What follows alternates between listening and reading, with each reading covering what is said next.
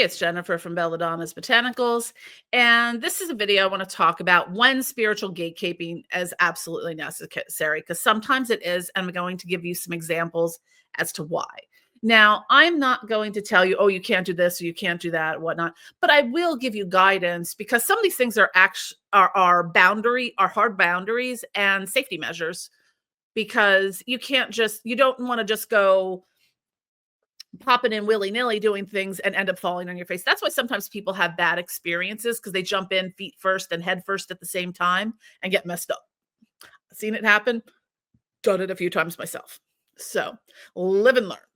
So these are some of my thoughts on spiritual gatekeeping when situations and when it is absolutely necessary. And the first and foremost one I want to emphasize on here is that closed practices are closed for a reason. And those tend to be more of the African diaspora and indigenous practices. Now, this is not to say that, if you look like this, that you can't practice that, but you need to be accepted and properly initiated into that through that community, those elders, and those spirits.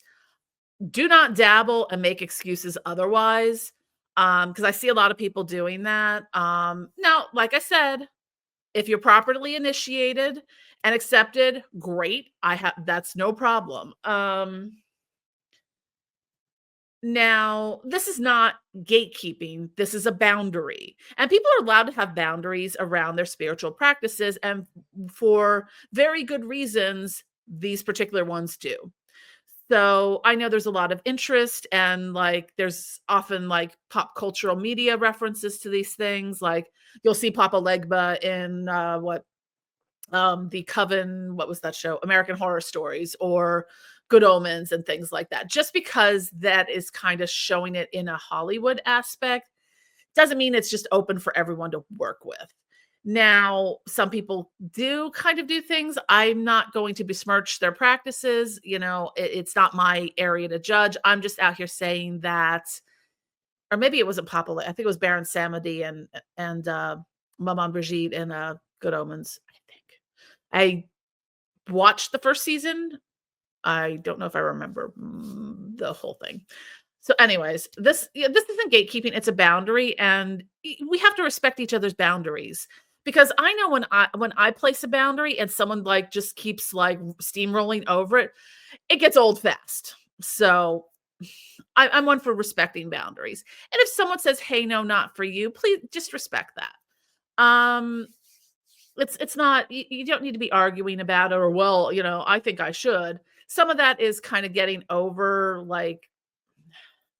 some other problematic areas, but we want to be respectful. We want, understand. By all means, you can learn about these things, but when you're starting to, if you want to be practicing in that, you really need to contact, you need to be in contact with someone from those traditions, and it's not an easy process. So I'll just leave that at that right now. So I'm a demonologer. My practice is demonolatry. I work with the demonic divine and dark goddesses primarily. And what I would say from that end is there are some very intense rituals and spirits that would be catastrophic if you just popped open a grimoire one day and started summoning spirits and binding demons willy-nilly. So that's when I talk about it. I want people to practice and work with these spirits, but I want you to do so in a safe way, because I do see a lot of people doing really dumb shit and falling on their face. And then the reason I think the demonic and some of the dark stuff has much more of a peppered, because a lot of people have had bad experiences because they've done dumb shit. Again, this isn't gatekeeping. This is a safety measure, because the majority of those things come from people getting in over their heads too fast and placing human ego over the power of divine intelligences. So in the demonology practice, we speak of sort of the spirit world, whether that be angelic, demonic, God forms, etc., as divine intelligences. So, and just to emphasize, along with safety measures, foundational education is key. I will be doing some more videos on that, like getting started in protection magic and warding your house and knowing defensive magic and things like that.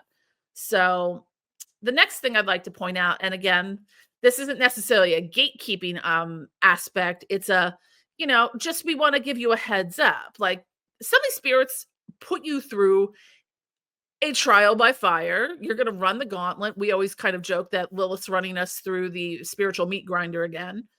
And, they're gonna pull you through some really fast-paced shadow work, spiritual evolution, and you are gonna do the work, and it's gonna be hard. It is not easy work to do. I mean, I have healed in ways I did not think was possible, but I've also spent, like, days in bed unable to, like, function because I had such intense workings. So, um, again, I would never gatekeep working with Lilith, but, follow the leads of elders and listen to what we have to say about how we've worked with Lilith and what our experiences have been, because we've all had some very similar experiences. We talk. So that's how we know some of these things, is because we're just maybe not on YouTube or social media, but in back channels, we're always talking about these things. So again, this is a more of an informed consent, but it's not gatekeeping. It's also a safety measure. If you're not prepared to do this work, and shadow work can be done on your own, but if you really have a lot of like PTSD like I do, and any other like, history of depression, anxiety, any trauma, anything like that, you may want to also do some of that hand in hand with like a licensed mental health professional. So, because there's things that you might need to facilitate and work through that might come up for you that you are not expecting. Because boy, howdy, that's fun. I get that all the time. Um, so as I mentioned, foundational magic must come first. This will save you future headaches. Take it from experience. I've this up many times. Learn protection magic first and foremost. Learn defensive magic, how to sense energy, working with energy, how to sense energy, and especially negative energy. And if anyone, if you're working on the more baneful side of things, or interested in that, especially the magical resistance, people are working the other magic on the other side too. So what can happen is someone just lobs sort of a general cluster bomb of a curse to hit, any one of these markers, and you can get kind of blowback from that. So you kind of need to know what to do to how to sense that, and what to do to mitigate anything that might be happening. So, and again, talking about this is sort of a more specific one. Some spirits can be very unwieldy to work with. Like people, this is more on the demonic side, but people want to jump straight into working with Sorath for money, fame, and power. Those solar deities will shine a light on you, and that can be a good thing, or it can reveal all your dirty secrets and skeletons in the closet. So you kind of want to get to that point where, that's not going to be an issue, because you start working with Sorath and your dirty laundry is going to start being hung out in the front yard, and flying all over wherever you go. So now some people won't care about this, and then you'll have the rest of people, whoa, no, I never thought the leopard would eat my face. That's what leopards do. So, what I want to get into next here, and this is kind of bouncing back to the first topic of around closed practices. I don't know why I separated it this way, but I at least made notes. So, um, I wanted to add a couple additional thoughts here on that. Is what do I do if a spirit from a closed practice is coming through to me, or I'm interested in them, or popping up? I'm gonna say yes, this can happen. It's happened to me on several occasions, not very often. My recommendation is that if it does, talk to someone from that practice to see if that is the spirit that you think and what they would recommend doing. I'll give you a couple examples from my experience here. So this can be a touchy subject, so you may not want to. You might want to do some research first, get a feel for it before you talk to someone you know.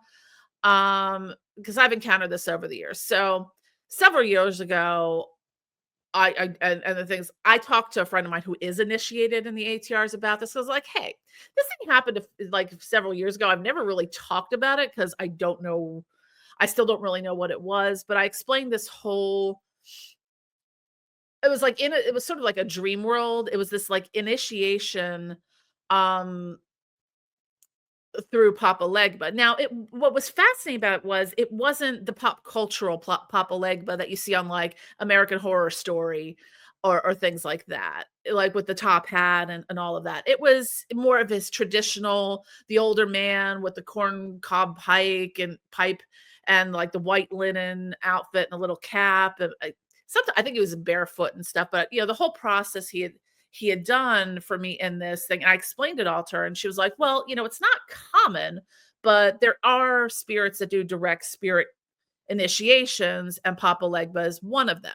I'm not using this as free license to go work in a current and a closed practice that is not my own. I just was curious of like, hey, what was this thing that happened? I want to understand this better.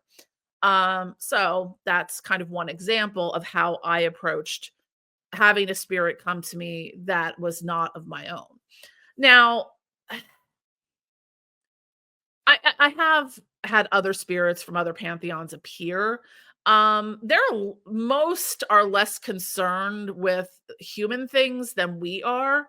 I'm not saying this of anything specific. It's most of the messages I've gotten is sort of like everything's connected, all is one, one is all, but you still need to have respect and respecting other people's boundaries. So I mean, I've had several Orishas show up when I'm doing readings and work for other clients that are from those cultures. So sometimes they will kind of show up when, someone else is kind of adjacent and you're working with them. So it's possible that, if you have a close friend that is initiated in Santeria and they work with the Orishas, that if you're working together on something, you might end up crossing the streams and cross pollinating a little bit. So that can happen.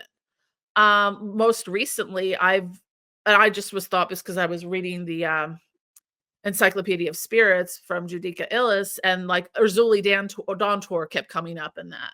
Like for some reason, that one just kept going. And then I was watching other things, and Urzuli would come up. Like of all things, I was watching a true crime documentary on the whole P Diddy scandal, and apparently he has a tattoo of Urzuli Dantor on his. So, but the thing there was on the night of the election, like that kind of moment, like I didn't even watch the news. I had some adult beverages and passed out around 10 p.m. And then I started having some really crazy dreams. Like everyone's kind of talked about, like, did everyone wake up at like 3 or 4 o'clock in the morning for some reason? I'm like, yeah. I didn't see anything on my phone. I like checked my phone, but I didn't see anything. But prior to that, I was having, I think, Kali and several Hindu deities, which I'm not even sure, but also Urzuli Dantor was in there. And I don't know the whole history, but I believe she was the one that there's different Urzulis. So forgive me if I'm not getting this right. One of the things that Urzuli Dantor is associated with is the Haitian slave revolt of 1791. She's from the Petro family and is considered Loa. So that was just kind of what I wanted to look at there. There's also Urzuli Frida. I'm not gonna get too much into that, but I'm just saying, like, she popped through. Like, I saw kind of her in that. I don't know why she was with. I don't know why this preceded a bunch of Hindu deities, but the spirit world sometimes is a little wild. I've over the past this year, the spirit world has been very wild this year. Like I've had so many, like, I'm like, I don't even work with, like, I was doing something and I had like the Kuan Yin, Ganesha, Amaterasu, and something, maybe the Buddha show up at the same time. I'm like, what is going on here? So sometimes things happen like that. I've been there. So that said, giving you some of my experience, never assume this is a free pass because the spirit came to you that you can or should work with them on an ongoing basis. Sometimes they show up. I don't know. It's spirit world's wild. That's all I gotta say. Whilst I would not want to upset the spirit world by being like, go away or dismissing them, but having the respect that the people of those close practices are the living embodied connection to those spirits. So having respect for that. So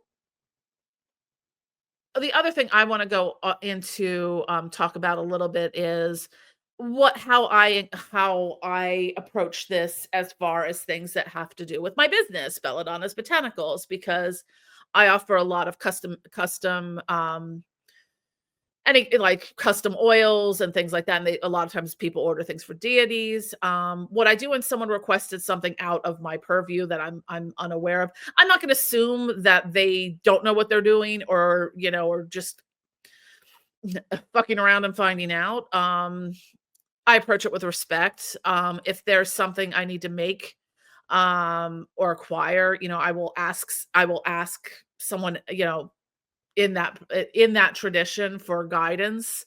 I'll never make assumptions. If someone trusts me enough to create something for them, I will do so with great respect, knowing the full weight of that. And most of our offerings, there are some, one of our colleagues, that does Nami and Nightstorm. She does all the spirit necklaces, the goddess talismans, and a whole bunch of other things. She is initiated in Santeria, so I do have someone on our team who is an initiate of those things. And she doesn't. There are things that when you are initiated that you can and can't disclose and talk about and whatnot. So anything that we have, like, that would be for, say, a Orisha or something like that. We only have a few things, but while it's something from a closed practice, she's not pulling over anything that she should not be from that, whether it's a specific pattern or specific correspondences or procedures or anything like that. So it is done in a very respectful way, that doesn't, break any oaths or anything that you go through in that initiatory process. Because I have seen people do things like that, and it's kind of ick. Anyways, so those are just a few things. I just want to kind of get people to understand, because there is a lot of spiritual gatekeeping that's just kind of BS. And I just want to kind of give you the ability to have some discernment around when someone gives you advice that can appear to be spiritual gatekeeping, but it's really more of a safety measure or a boundary in the case of closed practices. So those are things to consider. I wouldn't look at those as gatekeeping. I look at those as absolutely necessary and hard truths that we need to look at, because there has been a lot of, I mean, I've seen people do a lot of icky things over the years, and I've probably done icky things myself, if we're all, without realizing it, maybe early on. But um anyways, I just trying to get some information out there and make sure everyone kind of is on the same page. So I will be having some more videos coming out soon, but I just want to get these ones recorded tonight. Anyways, thank you for watching. Don't forget to click like and subscribe, sign up for our e-newsletter, follow us on social media. We'll have more coming out later. Bye.